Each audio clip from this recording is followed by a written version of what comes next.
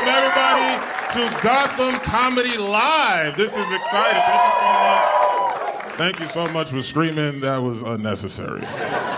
I'm excited to be here. I do live TV. I'm on Saturday Night Live. I do Weekend Update, if you guys don't know that. I'm also a writer on the show, and a lot of people don't know that I write on the show because none of my sketches make it to air. And I write some funny. For Black History Month, I wrote a sketch about the richest black man in New York, Dwayne Reed. Nobody thought that shit was funny but me. There's no white Dwaynes.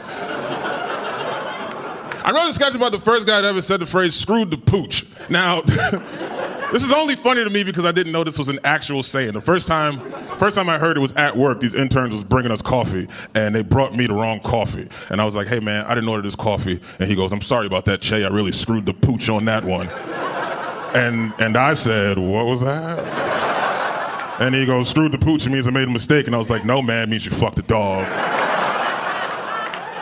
And you should probably stop saying that shit in a workplace environment. Turns out this is a very popular phrase that people say all the time, which leads me to believe that somebody fucked the dog one time and just kept comparing it to every mistake anybody else has made until it finally stuck as something normal to say in conversation. Oh, you messed up the coffee? Now who fucks dogs? Still you, dude. You're still the only guy that's done that shit. I'm just saying, you messed up the coffee, I fucked your dog. People make mistakes, man. If you ask me, we both shit the bed on that one. Also, I shit in your bed, that's another normal thing people do. I like to start a good show with a dog fucking bed shitting joke just to see what I'm allowed to say on TV. You never know what you're gonna say. There's an election coming up. A lot of people are excited about that. Most people think I'm gonna talk about politics. I don't even watch the fucking news. So I don't even know who's running. I know Trump is running. That should be exciting for people. Right? Any Trump votes in the House?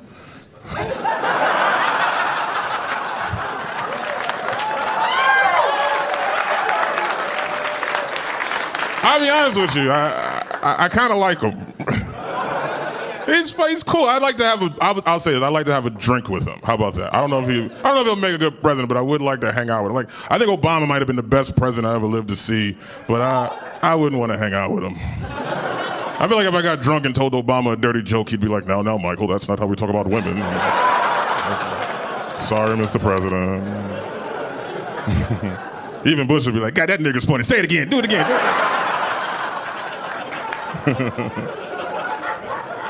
And Clinton will be like, I got a better one. Probably got great ones.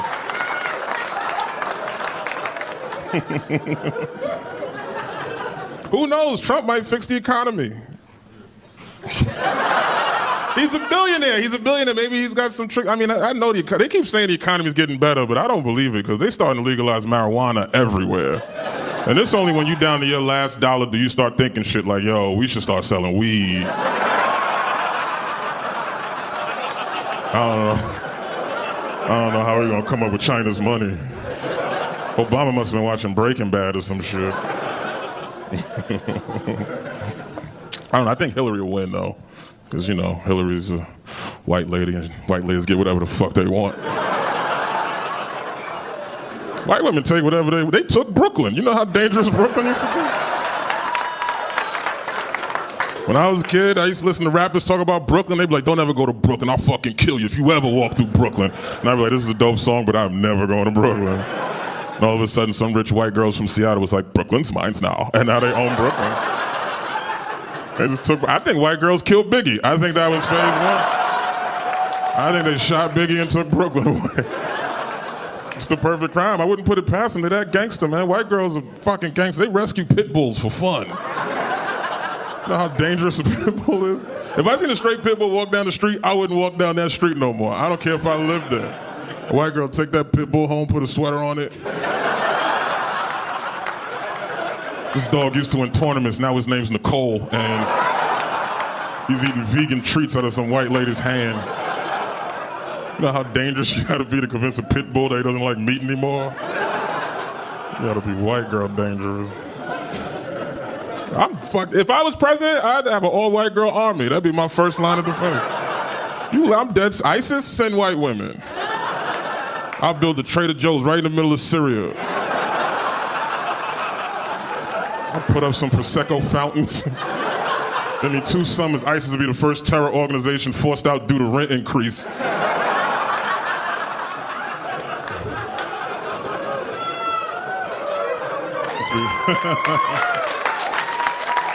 It'd be great.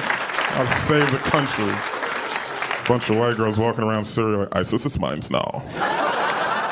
I live in downtown Syria. It used to be sketchy, but now it's pretty chill. I'm not wearing a burqa like some basic bitch. You're being aggressive, ISIS. Is that prejudice? I don't know. I know you're not supposed to judge a book by its cover, but fuck, that's why they put covers on books in the first place. It's gonna be that kind of show. I'm just telling you the truth right now. Sometimes I say horrible shit. I don't even care. I don't apologize. Whatever. So I made a joke. Somebody called me homophobic for a joke, which really bothered me because I'm not homophobic. But I don't judge people that are homophobic because I don't know your life. I can't tell you what to be afraid of. Maybe you got some real spooky gay guys in your neighborhood that I don't know about. Maybe you had a gay ghost hide in your closet when you was a kid. I don't know what you went through. I'm for equal rights, which is a weird thing to have to say.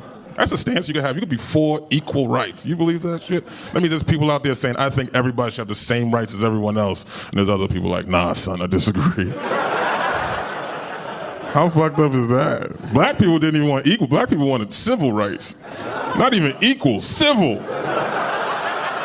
Just be civil. Turn the fucking hose off. That's not true. I got in trouble. They asked me, because I answered the question, they asked me, what would you do if you had a gay son? And I answered it honestly. I was like, you know what, if I had a gay son, I'll be honest. If I had a gay son, I'd probably be sad. But I'd also be sad if I had a straight daughter. I just don't want anybody to fuck my kid. I just don't want my kid penetrated, boy or girl.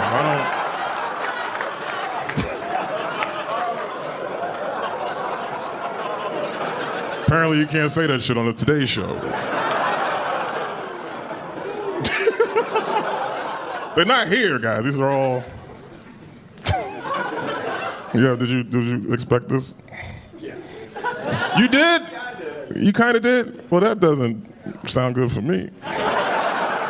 Wait, are you from here? No, I live here. You live here? Where you live? Harlem. Harlem?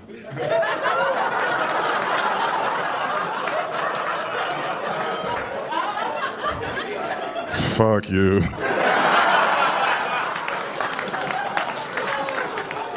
Welcome to that.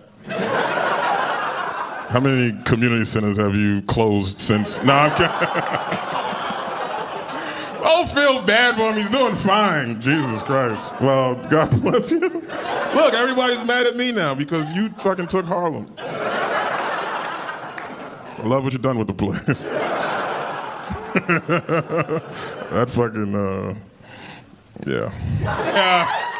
Now, you guys have been an amazing, this is a very diverse group of white people, and you never know what you can say. You always gotta, gauge the audiences, because some things gets lost in translation. Like one time I was doing a joke about the N-word, and the crowd got real quiet, like it just did, and I felt bad about it, so I started doing crowd work to loosen them up and talk about different things, and it worked. They started having a good time. They forgot what I was talking about. I forgot what I was talking about.